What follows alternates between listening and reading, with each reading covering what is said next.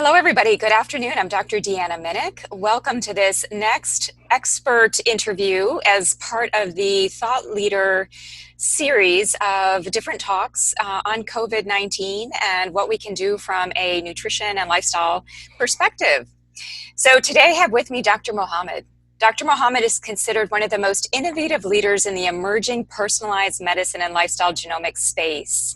He is widely regarded as a pioneer in medical genomics and has been the recipient of multiple academic and industry awards. He's the holder of several patents in the general fields of molecular diagnostics and genomics research. And he's one of the most sought after national and international conference speakers in the genre of personalized medical genomics. I'm very excited to talk with Dr. Mohammed today because he has a breadth of knowledge. By the way, he's already been very busy doing lots of podcasts. He's definitely sought after for his expertise in this whole interface of molecular research, genomics, and even his background, his PhD in immunology. So welcome, Dr. Mohammed. Really glad to have you here. It's an absolute pleasure, Dr. Minich. You know, this is really fantastic. In fact, I was reflecting on how I've been interviewing a number of speakers, and nobody as of yet has really gone deep into the whole genomics space, which I find very intriguing.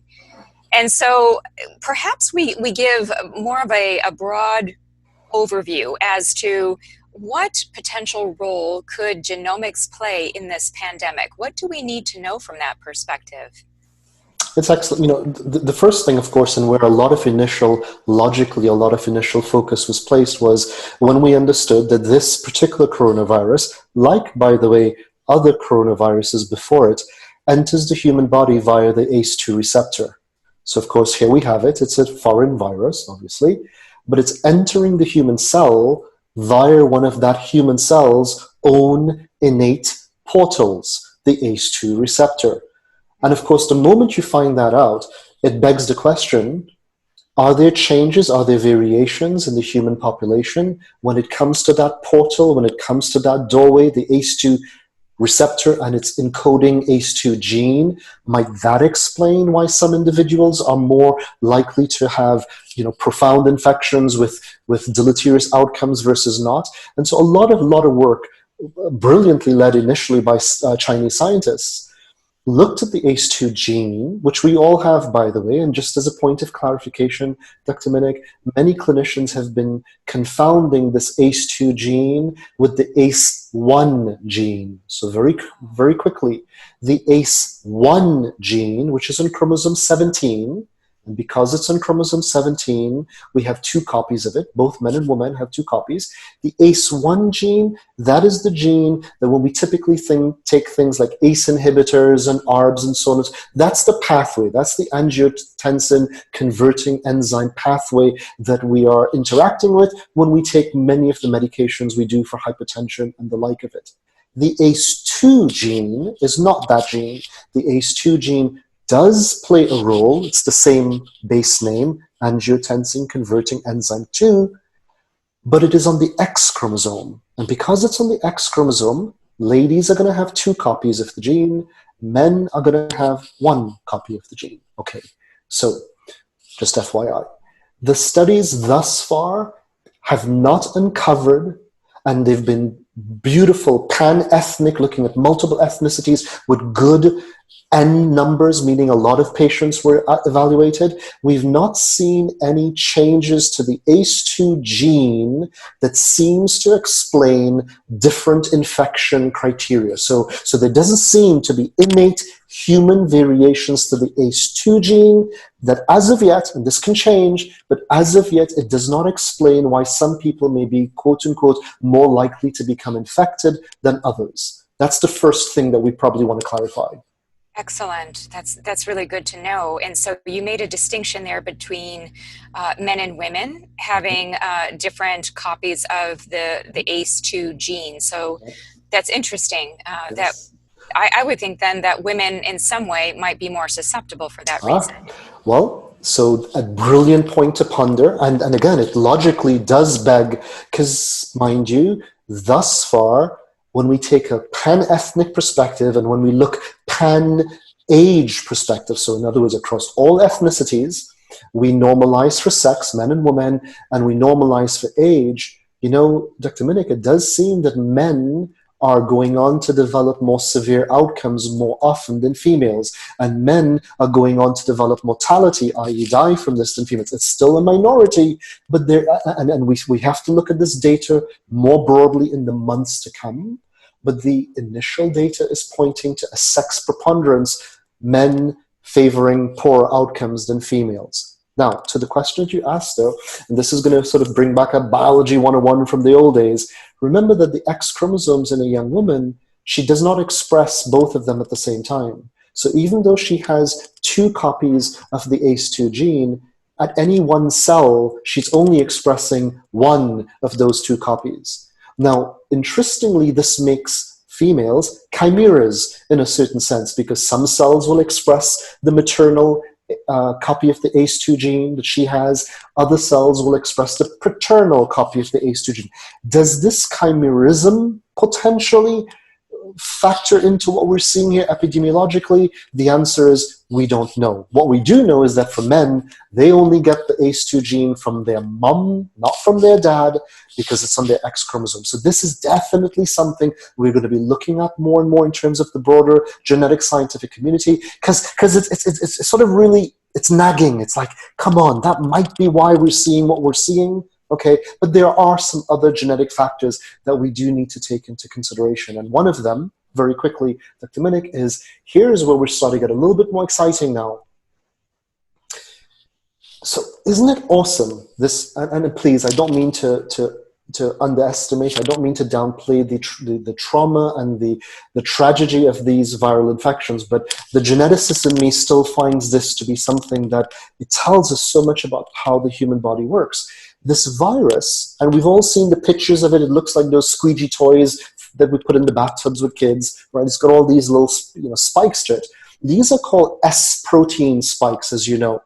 Now, remarkably, those little spikes, the S proteins, those spikes are acting as keys to unlock the ACE2 lock or receptor. So in other words, the human cell has the ACE2 receptor. The virus uses one of its S proteins to fit into the ACE2 receptor.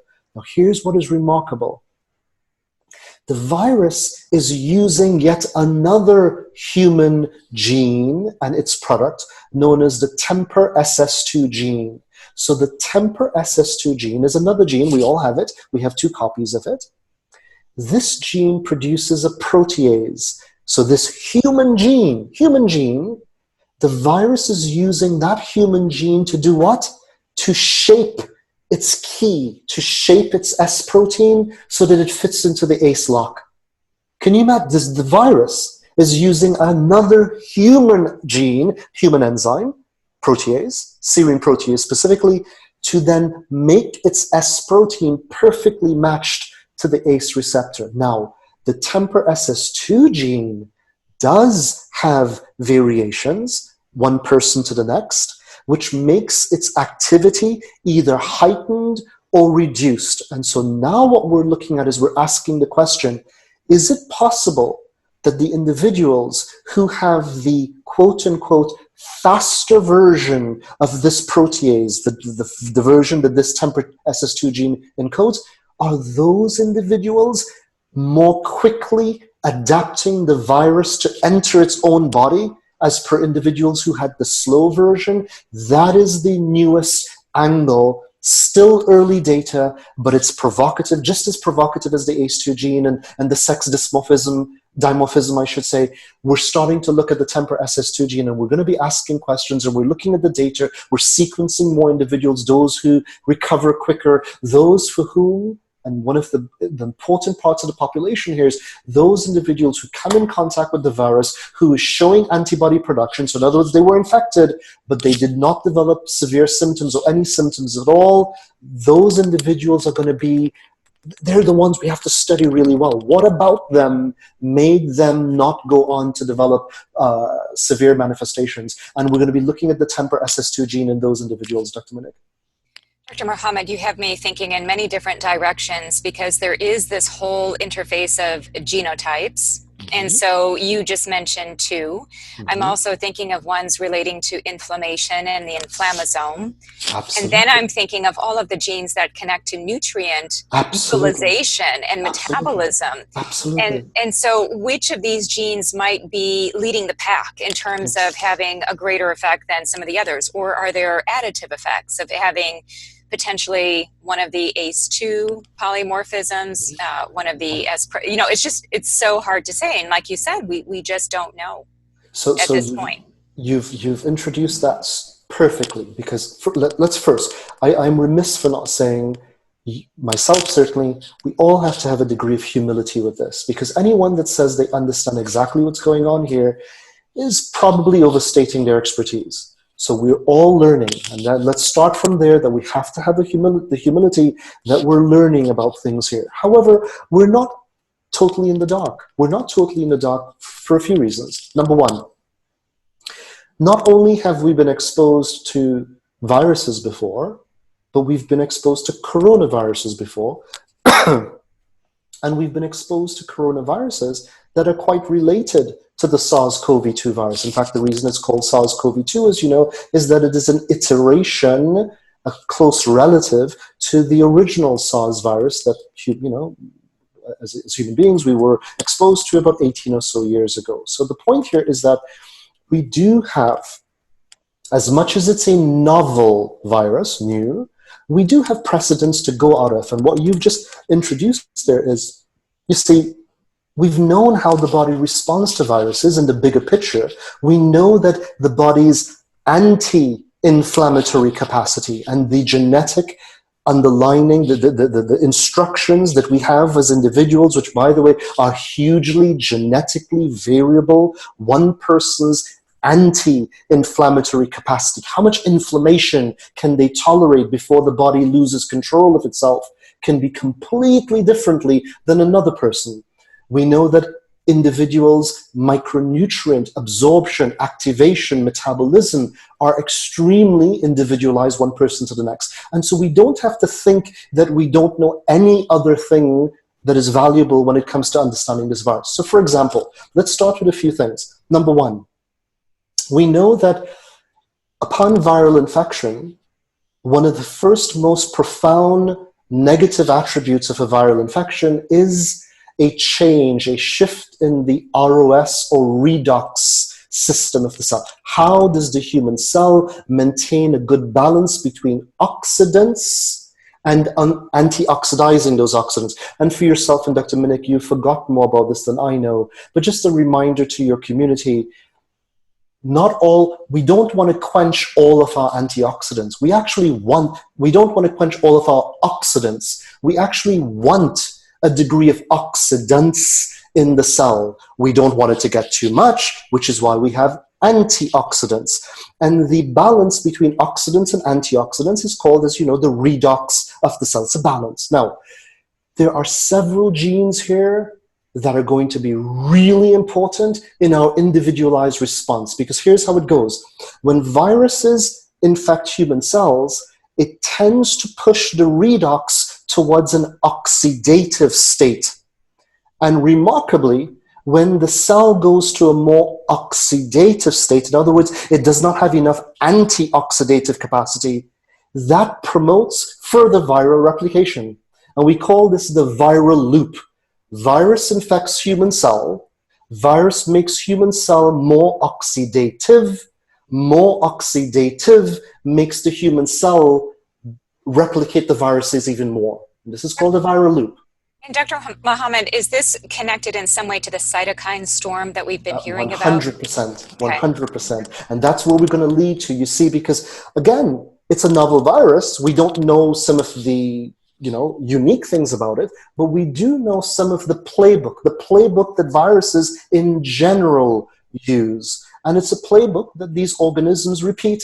Mind you, they have unique perturbations to it with the new viruses, but coming back to it, we have the GPX gene. You see, one of the first micronutrients, Dr. Minich, that is used up during a viral infection, micronutrients for the cell, is the micronutrient selenium. And selenium, which is such an important micronutrient, selenium is a cofactor to some of the most important antioxidizing enzymes. In other words, selenoproteins are some of the most important antioxidizing enzymes to address that oxidative challenge that the viruses are causing. So again, what version of your selenoprotein enzymes you have, that's a genetic phenomena. That's going to define how effectively your cells are using selenium. By the way, that's a micronutrient you probably want to make sure you're not lacking in during these times.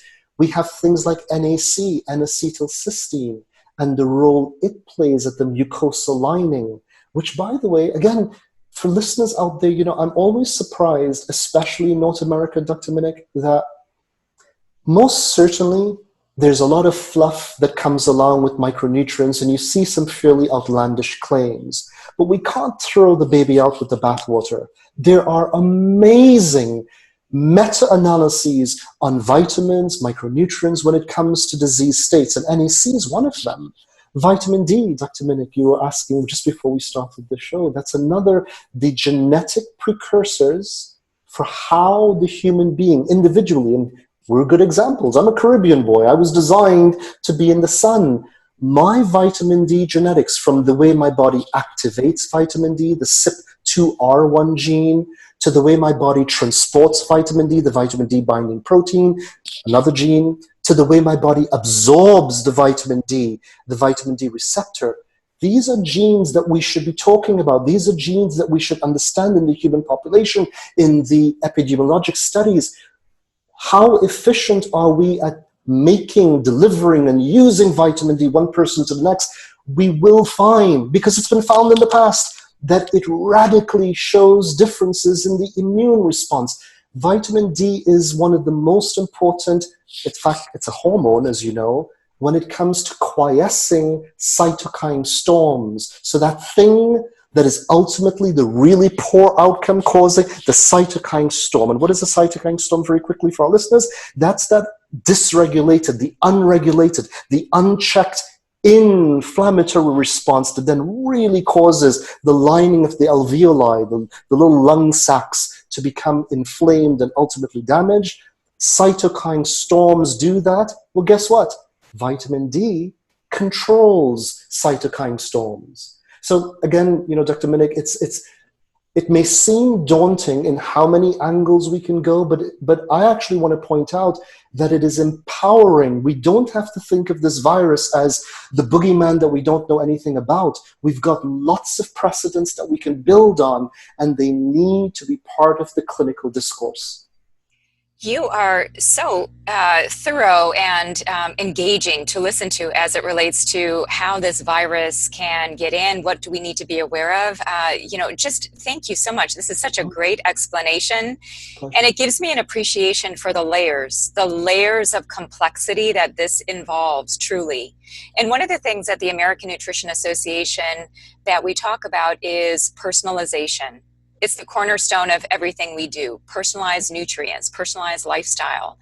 And so when you talk about, just as an example, as you very eloquently just did, talking about vitamin D, how there are so many layers of, it's almost like a passing of the baton, the molecular baton within the body. How does vitamin D come into the body? How is it digested and absorbed and then assimilated and then metabolized through receptors? And all of that can infer or have some involvement of some type of gene variability. Absolutely. And so it's almost like, gosh, you know, how do we just make blanket statements about a general amount of vitamin D for everybody? It's very difficult to do that in some way. We do have a question from the audience, it appears. Meredith is saying here, why do some people take vitamin D and their levels are still low? Is there any clue about that? 100%. Now, so very, very quickly, let's first start with the vitamin D that the body is designed to make naturally. So when you go in the sun, to the degree that healthy sun exposure, the UVB, the specific fraction of the sunlight that is the UVB creates a photosynthetic reaction in the lower dermal cells of the skin. Now, what do you make when we say we make vitamin D, that's what we're taught. But actually what we're making is a precursor. It's not yet biologically active. Now, a single gene, CYP2R1, CYP2 River 1, is responsible for activating that precursor into the ultimate 1,25-dihydroxycalciferol. So first things first, different individuals have different efficiencies or speeds with which they activate their precursor into the activated form. Now, once we've made the activated form of that vitamin D, we clearly don't want it just in the dermal cells. We want it delivered through the body. However, vitamin D is fat soluble. The blood is water-based. How do you transport a fat-soluble thing in a water-based medium? Well, the body came up with a very ingenuitive way of doing this. It produces a taxicab, a vitamin D taxicab, known as the vitamin D binding protein, which is the product of another gene, self-named VDBP gene, the vitamin D binding protein. Now, here's the point to answer the person's question. The vitamin D binding protein from person to person differs remarkably. You see, some of us, we have a two-seater tuk-tuk vitamin D binding protein. Our binding protein can only carry very little amounts of vitamin D at any one given time. And other individuals, people who tend to come from Nordic environments, people who tend to come genetically, ancestrally, they had to be able to carry every little bit of vitamin D that they make. They've got Greyhound buses as their vitamin D carrying proteins. So here's the point. If you did not know you were genetically, your vitamin D taxicab was a two-seater tuk-tuk, when you go take that massive all-at-once vitamin D dose, thinking that you're good for the next month, the majority of the vitamin D that you took that ultimately got into your bloodstream, you did not stabilize it. You did not bind it and deliver it to your cells. You really just made colored urine. So how do we optimize the blood levels? The person that's asking, I take vitamin Ds, but my blood levels are still either low or sub-efficient. I almost guarantee you, person who wrote that question, you are taking all of your vitamin D, your daily dose, as one shot in the morning. Do just one thing differently. Take the total amount that you're going to take daily, 2,000 IUs, 3,000 IUs, 1,000, 5,000 IUs. Take the total amount and don't take more than 1,000 to 2,000 at once. Take a couple thousand at breakfast, 1,000 or so at lunch, 1,000 or so early mid-afternoon. You're taking the same total amount, but you will see your levels go up over the course of weeks and months. Because what you've just done is you've now taken the amount of vitamin D that matches your vitamin D binding protein. Such a pearl for all of us, and we all need to know more about vitamin D. I'm not sure if you can speak to even interactions with other nutrients. Oh my gosh. Yeah, and maybe you'd like to talk briefly about that. Again, the way that you explain everything is just so wonderfully clear, and this is such valuable information for us in this nutrition community. So, you know, one of the things that we have to, Dr. Minich, that we have to clarify for our community, when people think of vitamins and they think of foods and nutrients, they often think of it as just fuel, you know, that we're going to eat the foods, we're going to take, and somehow it's fuel. In other words, it's relatively benign. It gets into the body uses it in some way. We've got to remind everyone that vitamin D, by every definition of the term, per what we just said, it's made in certain parts of the body, the dermal, lower dermal cells, then it is transported through the blood, gets to the rest of the body. This is why vitamin D in the newer textbooks is considered a hormone. Now, why am I stressing this? When vitamin D gets into the cell, it's not a fuel for anything. Vitamin D is a gene expression modulator. When vitamin D gets into your cells, it changes genetic expression. The last count is like 170 something different cellular pathways are altered because the gene expression, you see, here is that cell receptor. Here's the cell, here's the vitamin D receptor. Vitamin D comes along, binds to the receptor. This complex, known as the vitamin D receptor complex, goes into your cells, then goes into your nuclei, and causes genetic gene expression changes. Those gene expression changes are things like upregulating immune function, upregulating cardiovascular anti-inflammatory properties, controlling cytokine production. So I just want to emphasize to everyone that vitamin D and many of these other micronutrients, don't just think of it as, well, I don't know, food that you ate that the body uses. These micronutrients change the way your cells behave more potently than you might imagine. And so just a reminder to everyone, it's not just a fuel, it's an actual gene-modifying micronutrient, actually hormone. Now, we've got to look at vitamin D and how it relates and how it behaves with vitamin A. A is in apple, as in beta-carotene, as in retinoic acid. And by the way, when we eat our carrots and we get that plant-derived beta-carotene, right? Beta-carotene is the vitamin A precursor. What the animal cell, the human mammal, needs is retinol. Well, how do we get retinol? There's an enzyme, beta-carotene monooxygenase, that has to convert the beta-carotene from the carrots that we're eating into the retinol. Now, you see, some of us have a really slow version of that enzyme. So we're eating our carrots. Please don't stop eating your healthy carrots and your healthy...